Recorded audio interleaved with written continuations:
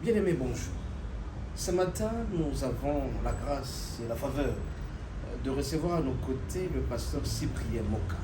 Et comme vous le savez très bien, cette semaine, c'est la semaine spéciale pour la Pentecôte. Alors nous avons voulu échanger avec lui pendant 2 ou 3 minutes concernant cette fête de la Pentecôte.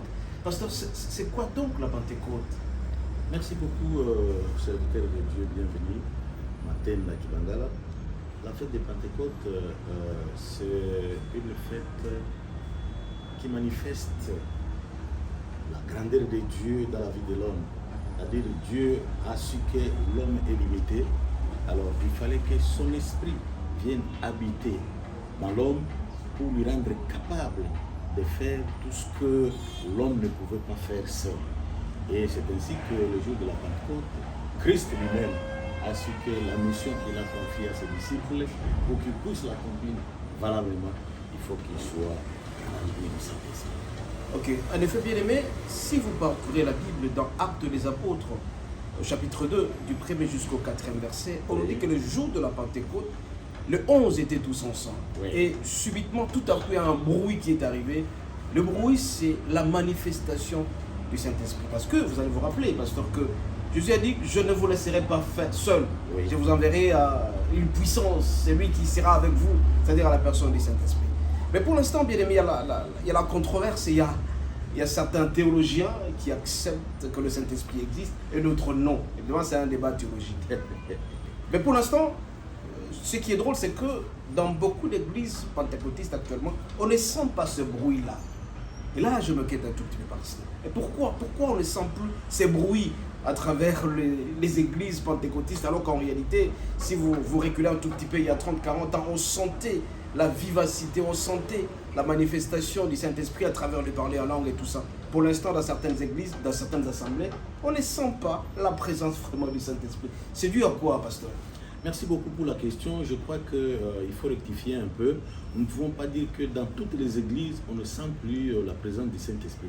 Il y a certaines églises, effectivement, où il y a la manifestation du Saint-Esprit. Il y a le parler à langue, il y a la prophétie, que sais-je encore.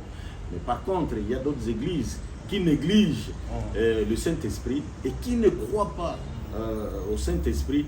Comment voulez-vous que le Saint-Esprit puisse se manifester? Je pense qu'il faut d'abord croire que le Saint-Esprit existe, qu'il continue à travailler jusqu'à aujourd'hui. Et à ce moment-là, le Saint-Esprit aura cet accès-là à cette église et à travailler comme il faut. Et c'est que nous devons savoir aussi que l'avènement du Saint-Esprit, l'accompagnement du Saint-Esprit, c'est biblique. C'est Christ lui-même qui a promis cela. Lorsqu'il y a une église qui refuse cet accompagnement, cette église refuse aussi l'ordre de Jésus-Christ. Et cette église, quand vous voyez du point de vue le développement spirituel, il n'y aura pas de l'avancée. Vous verrez qu'ils sont freinés, ils sont devenus peut-être, ils font la routine, il n'y a pas de choses nouvelles qui arrivent. Et ça freine l'avancement spirituel des églises. C'est très important. Bien aimé, pour l'instant, pour sentir vraiment la présence du Christ, nous sommes appelés à vivre l'avènement du Saint-Esprit. C'est le Saint-Esprit seul qui peut nous aider à avancer sérieusement. Beaucoup d'églises sont en train d'avancer parce que tout simplement la présence du Saint-Esprit, on sent le Saint-Esprit. Combien de fois, bien aimé, la plupart d'entre nous, les serviteurs de Dieu, on sait prêcher, mais on ne sent pas la présence du Saint-Esprit. Et donc nous sommes appelés à sentir cela. Parce que si jamais nous manifestons la présence du Saint-Esprit, ça va donner la soif et la faim aux autres de connaître le Seigneur Jésus. Et si nous avons cette soif-là, l'Église ira de l'avant, n'est-ce pas, pasteur? Bien sûr, d'ailleurs, j'ai suivi votre Asubuhi na Yesu, vous aviez parlé du bruit.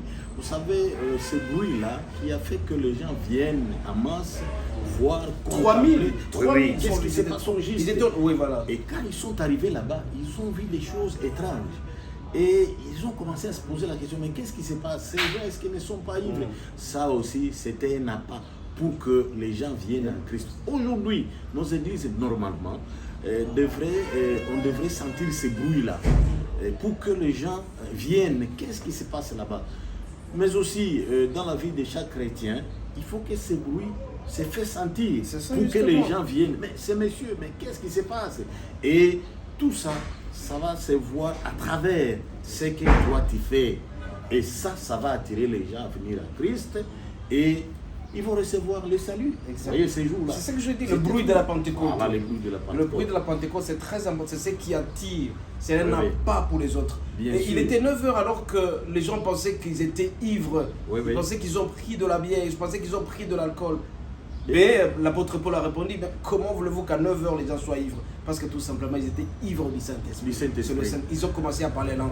Il y avait les Arabes qui commençaient à entendre leurs cris. Oui, oui. Il y avait les Les gens du Arméniens, monde entier. les gens du monde, à peu près 13 Ils étaient langues là. à l'époque. Absolument. Voilà.